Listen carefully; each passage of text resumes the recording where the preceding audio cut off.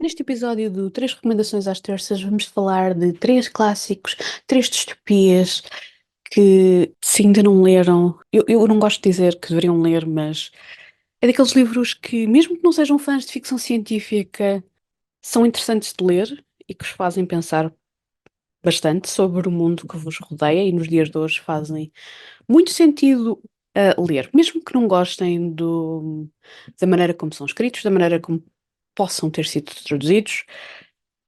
Acho que as ideias que eles transmitem continuam a ser relevantes e muito interessantes.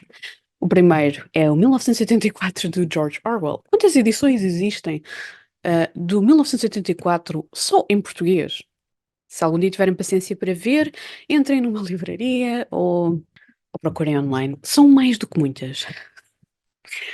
Incluindo, essa eu tenho que dar destaque, a edição ilustrada por um ilustrador português, do qual agora não me recordo o nome, mas vale muito a pena.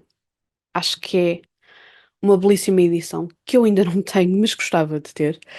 E existe também uma novela gráfica, portanto, uma adaptação para novela gráfica do 1984. Essa também ainda não vi, portanto, não posso comentar sobre o assunto. A outra das ilustrações eu vi. Não só o facto de ser a primeira e única ilustrada por um ilustrador português, porque existem outras edições ilustradas, mas por ilustradores de outros países, acho que só isso é o suficiente para destacar o livro. 1984, de George Orwell. Se calhar já ouviram coisas sobre eles, mas se não leram o livro, é uma obra que é extremamente interessante de ler. Às vezes, talvez seja mais fácil perceber a obra se tiverem um bocadinho de ideia do contexto em que ela foi escrita ou aquilo que ela estava a criticar, mas mesmo sem esse contexto, 1984 mostra-nos um mundo que eu não acho que esteja assim tão longe daquilo que poderá ser o nosso amanhã. Espero que não, mas é uma possibilidade assustadora.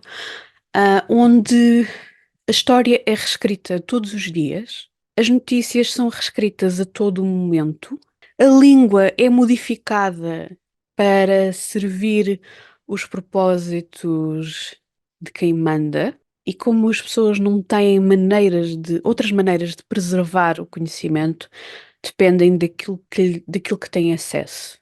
Essa é uma das coisas mais assustadoras no 1984.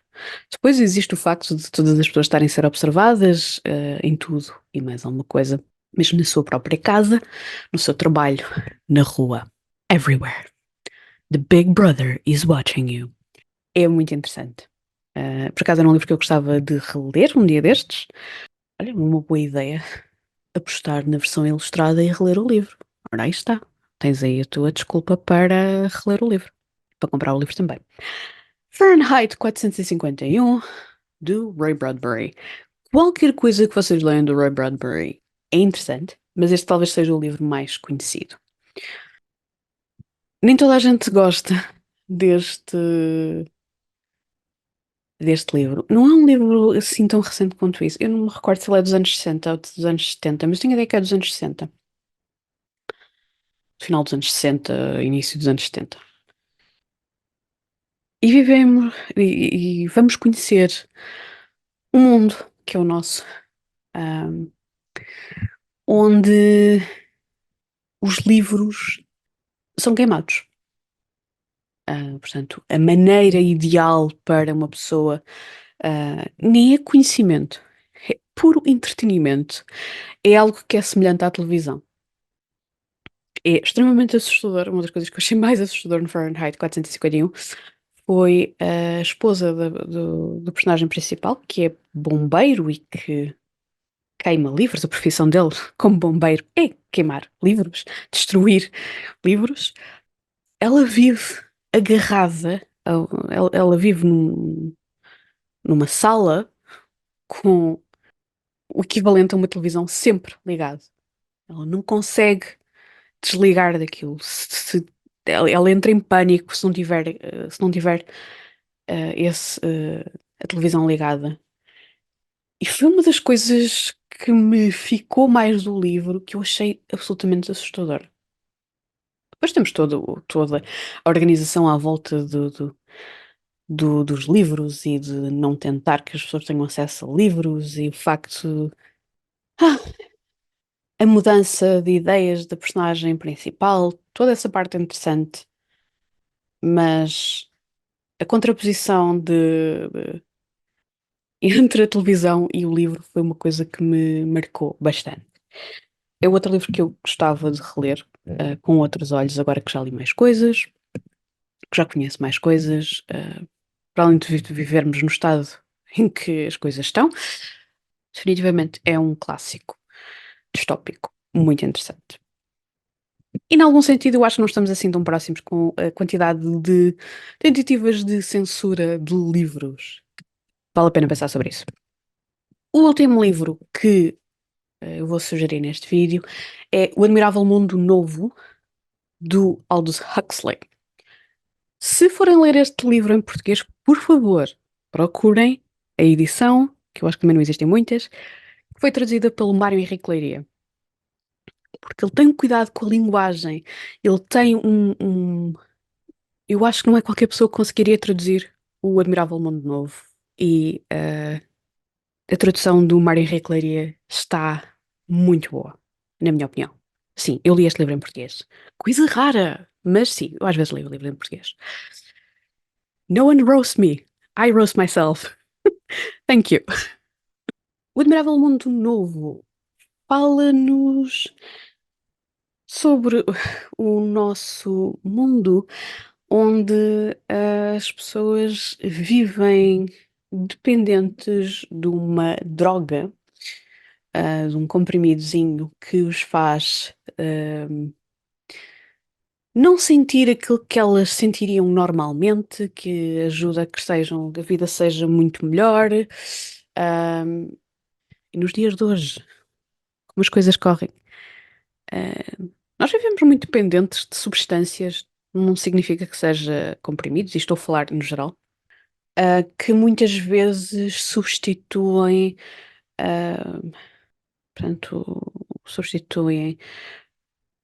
Não estou a falar da pessoa tomar um comprimido ou tomar algum medicamento quando efetivamente precisa, mas quantas vezes há comportamentos que poderiam ser modificados ou coisas que podiam ser modificadas com terapia, ou com terapias, em vez de estar sempre medicação, medicação, medicação, medicação, medicação.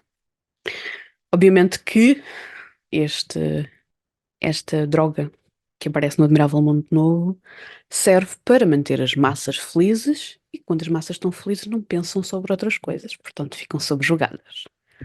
Sim, é um livro subversivo, como qualquer um destes três, que eu acho que se ainda não leram, ah, e gostam de pensar sobre estas coisas, deveriam ler. Não quer dizer que não existam coisas mais recentes.